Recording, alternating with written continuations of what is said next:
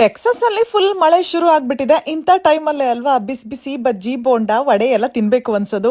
ಉದ್ದಿನೊಡೆ ಅಂದ್ರೆ ಎಲ್ಲಾರ್ಗೂ ಇಷ್ಟಾನೆ. ಆದ್ರೆ ಉದ್ದಿನೊಡೆ ಮಾಡಕ್ಕೆ ಉದ್ದಿನ ಬೇಳೆ ನೆನೆಸ್ಬೇಕು, ಅದನ್ನ ರುಬ್ಬಬೇಕು. ಇಷ್ಟೆಲ್ಲ ಮಾಡಿದ್ಮೇಲೆ ಕೊನೆಗೆ ಆ ಉದ್ದಿನ ವಡೆ ಹೊರಗಡೆ ಕ್ರಿಸ್ಪಿಯಾಗಿ ಒಳಗಡೆ ಸಾಫ್ಟ್ ಆಗಿ ಬರುತ್ತೋ ಇಲ್ವೋ ಅನ್ನೋ ಗ್ಯಾರಂಟಿ ಕೂಡ ಇಲ್ಲ. ಇಷ್ಟೆಲ್ಲ ತಲೆನೋವೇ ಬೇಡ. ಸೂಪರ್ ಸಿಂಪಲ್ ಆಗಿ ಉದ್ದಿನೊಡೆಗಿಂತ ಸಖತ್ ಟೇಸ್ಟಿ ಆಗಿರೋ ವಡೆನ ನಿಮ್ಗೆ ತೋರಿಸ್ತಾ ಇದೀನಿ. Let's start. ಕಡ್ಲೆ ಪುರಿ ಅಂತಾರಲ್ಲ, ಪಫ್ಡ್ ರೈಸ್, ಅದು ಒಂದು 4 ಕಪ್ಸ್.